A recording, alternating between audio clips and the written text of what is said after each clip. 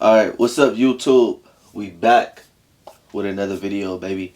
And today is day 8 of our 520 push-up challenge, you feel me? We're gonna do it a little different today. I got my notebook, you feel me?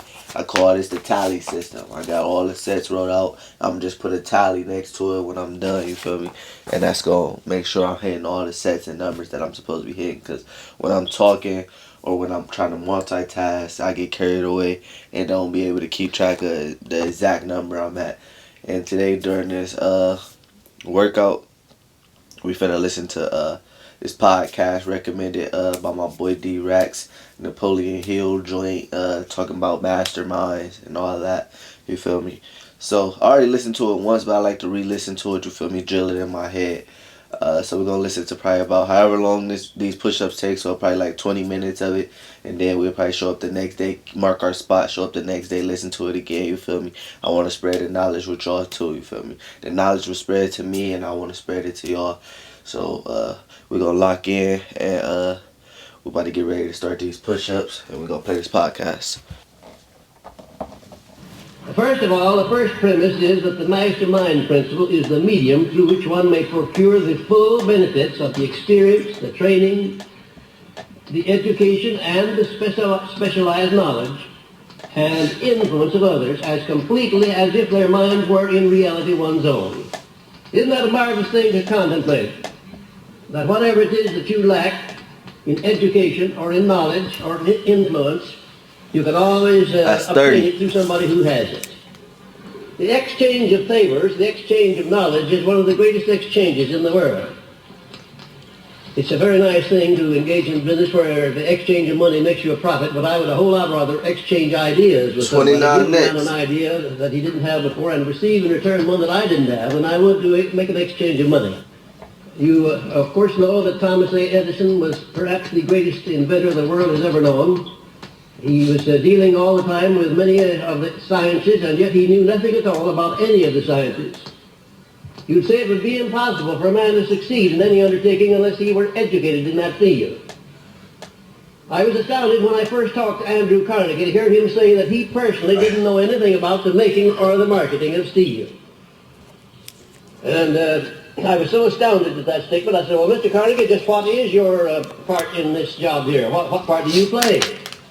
28 next. Well, he said, I'll tell you the part that I play. My job is to keep the members of my Mastermind Alliance working in a state of perfect harmony. And I said, is that all you have to do? He said, well, have you ever tried to get any two people to agree on anything for 3 minutes in succession in your life?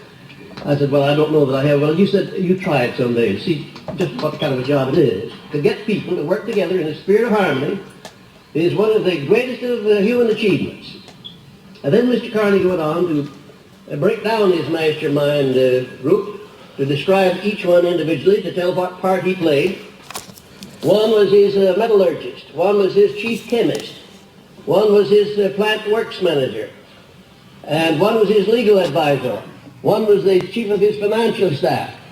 And 27 next. There were over 20 of those men working together whose combined education, experience, and knowledge constituted all there was known about the making and the marketing of steel at that time. And Mr. Carnegie said it wasn't necessary for him to know about it. He had men all around him who did understand the making and the marketing of steel. And that was his job, to keep them working in perfect harmony. And the second premise, an active alliance of two or more minds in a spirit of perfect harmony for the attainment of a common objective stimulates each individual mind to a higher degree of courage than that which is ordinarily experienced, and prepares the way for that state of mind known as faith. You know, in driving an automobile, every so often the battery runs down, and you have to do something about it. You come out some morning, you step on the starter, nothing happens. 26 next. I know people who get out of bed in the morning do the same thing. Nothing happens, except they feel badly. They don't want to put on their shoes. They don't want to get dressed. They don't even eat breakfast. Now, they need what do they need? Need the batteries charged, of course, and they have to have a source for doing it. 26. Try to find a thing if a man gets up in the morning feeling like that, and if he can have a little talk with his wife, for instance, and she's a good coordinator, and she helps to charge his batteries. the chances are when he comes home that night, he will come home with all of the rabbit skins that he went out to get. And the third premise, a mastermind alliance properly conducted stimulates each mind in the alliance to move with enthusiasm, personal initiative, imagination, and courage to a degree far above that which the individual experiences when moving without such an alliance. 25 next. In my own early beginning, I had a mastermind alliance of 3 people. I had an alliance with Mr. Carnegie and with my stepmother. And we, through 3 people, nursed this philosophy through the stages when everybody else was laughing at me and making fun of me for undertaking to serve the richest man in the world for 20 years without any compensation. And there was a whole lot of logic to what they were saying, because at that time I wasn't getting very much compensation out of it, in the way of money at least. There came a time, however, when the laughing was on the other side of the face. But that took a long time, and there was plenty of blood and tears shed, I'll assure you, before I got to the point at which I could laugh back when the people laughed at me. But the relationship between we 3 people, my stepmother and Mr. Carnegie and myself, enabled me to offset all of this fun-making that was thrown at me by my relatives, my friends, and everybody who knew what I was engaged in. 24 next. Now, there are times, you know, when if you undertake anything above mediocrity, you're going to meet with opposition, you're going to meet with people who will chide you and poke fun at you, and most of them will be right close to you, some of them perhaps your own relatives. You need some source to which you can turn when you're going to aim above mediocrity to get your batteries charged and to keep them charged so that you won't quit when the going is hard, and so you won't pay any attention when somebody criticizes you. You know, criticism falls off my back just like water off a duck's back, or more than that, like a bullet off a rhinoceros's hide. But I'm absolutely immune to all forms of criticism. Whether it's friendly or unfriendly, it makes no difference to me whatsoever. I'm just immune to it, that's all. 23 next. And I became immune because of my relationship with certain people through whom I built up an immunity under my mastermind alliance. If it had not been for the relationship with my stepmother and Mr. Carnegie, I wouldn't be standing here talking to you folks tonight. You wouldn't be here as students of this philosophy, and this philosophy would not be spread all over the world, helping millions of people. Gotta build that alliance So group. I had a million opportunities to quit. At least a million opportunities. And every one of them looked very alluring. And almost sometimes it seems as if I were stupid if I didn't quit. But this marvelous relationship, I could always go back to Mr. Carnegie, I could always go run into my stepmother, and we'd sit down and have a little chat, and she'd say, stand by your guns. You'll come out on top. I know you will. Stand by your guns, you'll come out on top. At a time when I didn't have 2 nickels to rub together, as my enemies were saying, she once said that you are going to be the richest member of the Hill family, far and away. I know it. I can see it in the future. Brain had 2 nickels to Well, rub. if you would take all of my riches and put them together, I suspect that I have more riches than all of my relatives put together for 3 generations back, on both sides of the house. Ball. That's true. And my stepmother could see that. She could see that what I was doing was bound to make me rich. I don't have reference alone to monetary riches. I have reference to those higher and broader riches that you find when you get to where you can render service to so many people. And the 4th premise, to be effective, a mastermind alliance must be active. It must be active. You can't just form an alliance with somebody and say, no, that's it, we've got it. I'm lined up with this person, that person, the other person, we've got a mastermind alliance. It amounts 21 to next. absolutely nothing until you become active. Every member of the alliance has got to step right in there and start pitching. Mentally, spiritually, physically, financially, every way that is necessary. And they must engage in the pursuit of a definite purpose, and they must move with perfect harmony. Do you know the difference between perfect harmony and ordinary harmony? Do you know what it is? How many of you know the difference between perfect harmony and ordinary harmony? How many of you have ever had a relationship of perfect harmony with anybody? I'll tell you the truth. I suspect that I have had harmonious relationships with about as many people, maybe more people than any person living today, beyond any question of doubt. But I want to tell you that perfect harmony in relationship is about the rarest thing in the world. And I think I could count on the fingers of my two hands all of the people that I now know with whom I have a relationship of perfect harmony. I have a speaking acquaintance, a very nice, polite speaking acquaintance with a lot of people, but that's not perfect harmony. I have a working alliance with a lot of people. That's not harmony, perfect harmony. Perfect harmony consists only when your relationship to the other fellow is such that if he wanted everything you have, you willingly turn it over to him. Now, it takes a lot of unselfishness to put yourself in that frame of mind. Sheesh, give him everything you got. He stressed time and time again the importance of this relationship of perfect harmony, because he said that if you don't have perfect harmony in your mastermind alliance, it's not a mastermind alliance after all, it's just cooperation or coordination of effort. Without this factor of harmony, the alliance may be nothing more than ordinary cooperation or friendly coordination of effort. The mastermind gives one full access to the spiritual powers of the other members of the alliance. I want you to underscore that part in your notes. The mastermind gives one full access to the spiritual powers of the other members of his alliance. I'm not talking now about just the mental powers or the financial powers, but the spiritual powers. The feeling that you have when you begin to establish permanency in your mastermind relationship is going to be one of the most outstanding and pleasant experiences of your entire life. When you're engaged in a mastermind activity, I want to tell you that you have so much faith, you know that you can do anything that you start out to do. You have no doubts, you have no fears, you have no limitations. And that's a marvelous frame of mind to be in. And the sixth premise. 18 next. Yes, I just want to know if you're following me. It is the fifth. It is a matter of established record that all individual successes based upon any kind of achievement above mediocrity are attained through the mastermind principle and not by individual effort alone. Just imagine how little you could accomplish if you didn't have the cooperation of other people. Suppose that you're in a profession. Suppose you're a dentist or a lawyer or a doctor or an osteopath or anybody in the profession. And suppose that you didn't understand how to convert each one of your clients or patients into a salesman for yourself. Imagine how long would it take to build up a clientele or a following.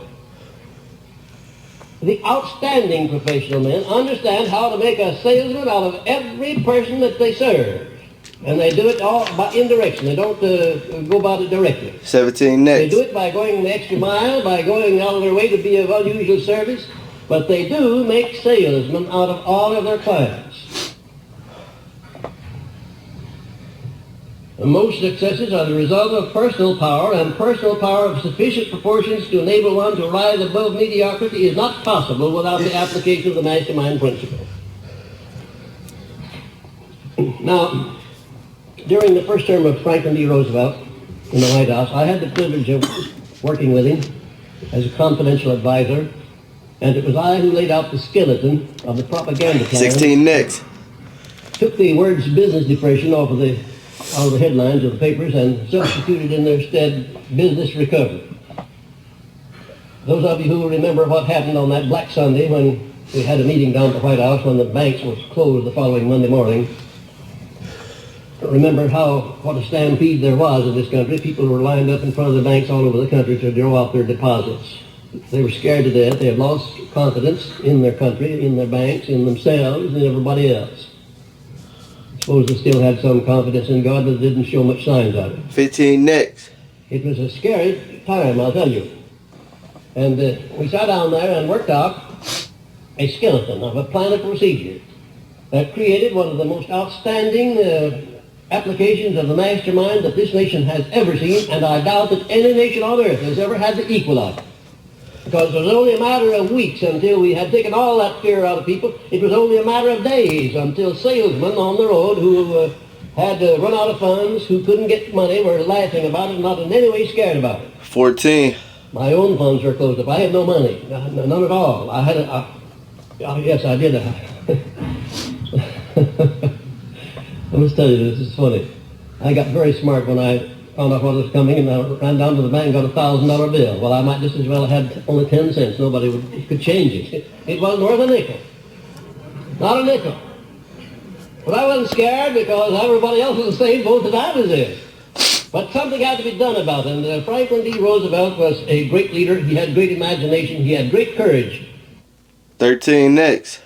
And here's what we did.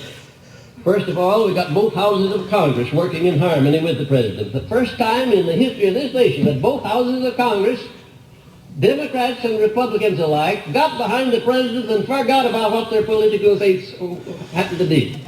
In other words, there were no Democrats, there were no Republicans, they were just Americans down there backing the president and everything that he needed in order to stop that stampede of fear. I have never seen anything to equal it in my life. I never hope to see it again. I would wish I could, but I don't hope to. Because there was a great emergency on then and something had to be done about it. Second, the majority of the newspaper publishers of America, everything that we sent out, the newspapers published it. They gave it marvelous 12. And then the radio station operators, they gave us marvelous help despite their political beliefs. And the churches, all denominations, that was one of the most beautiful things I've ever seen in this country. Catholics and Protestants, Jews and Gentiles, and all of the rest, pulling together as Americans. I want to tell you, it was a wonderful song. 11. A wonderful song. What a wonderful thing it was. They all got behind the president. Every one of them made some sort of a contribution toward reestablishing faith in the people of this country.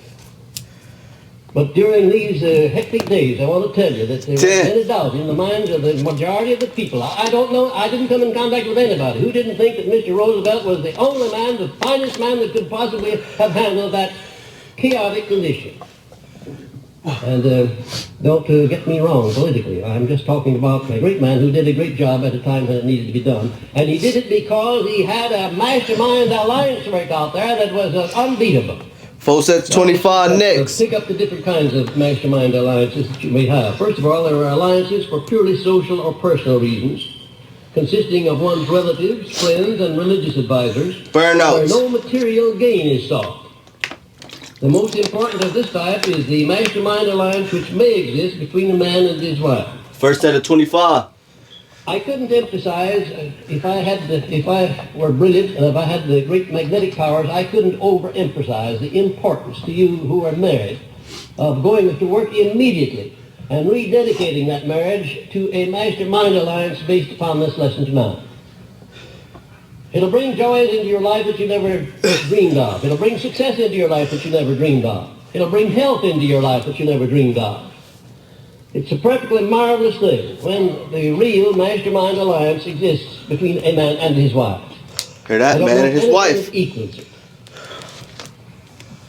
And then there are alliances for business or professional advancement consisting of individuals who have a personal motive of a material or a financial nature connected with the object of their alliances. Second set. Now, I imagine that the majority of you who are in this class now will be forming your first mastermind alliances for purely economic or financial advancement purposes. And that's perfectly legitimate. That's one of the reasons why you're taking this course. You want to improve your economic and financial condition. And you should start in immediately now to form a mastermind alliance for that purpose, and if you only can find to begin with one person. 2 sets that's left. all right, start out with one. 5 sets of 10. Look around until the two of you select another one. Now you can't select 2 sets of 25. When you go to select the third part, or 1 set of 50. The second one that you've already selected is in I'm the doing car. 2 sets of 25. You understand that? That's important. Third set of when you go to 25. select the fourth, the three of you then will pass on the fourth, and you'll go over the matter very carefully before you make him a member of the alliance. And then when you go to select the fifth, the four of you will select the fifth. You see, in the mastermind alliance, there's no such thing as one person dominating, except in this respect that, generally speaking, one person is the leader. He's the coordinator and the leader. 1 set left. He always undertakes to dominate his associates. Because the very moment you start to dominate anybody, you find resistance and rebellion. Even though it's not open rebellion, it's rebellion nevertheless. And in the mastermind alliance, it must be one continuous spirit of perfect harmony where you move and act as if you were only one mind. The American system of free enterprise is another example of efficiency through the mastermind principle. This system Last set of is 25. because it has raised the standard of living of the American people to an all-time high level. And that despite the fact that there's not perfect harmony. Let's go. But there is motive. There is motive to the American system of free enterprise to inspire every individual to do his best. There is a motive there. And incidentally, more and more industry and business is coming to understand that they can go a step further, and instead of just having cooperation or coordination of effort between management and the workers, that they can have the mastermind principle by sharing the management problems, there we go. by sharing profits, by sharing everything. And wherever I have been successful in influencing any business to adopt that policy, the business has made more money than it's ever made before, and the employees have made more wages, and everyone is happy. We're gonna put it back a couple of minutes, you know, just so we catch back up. But day 8 in the books, baby. 520 push-ups. You feel me? Night routine. Day 8 of 90. Boom out.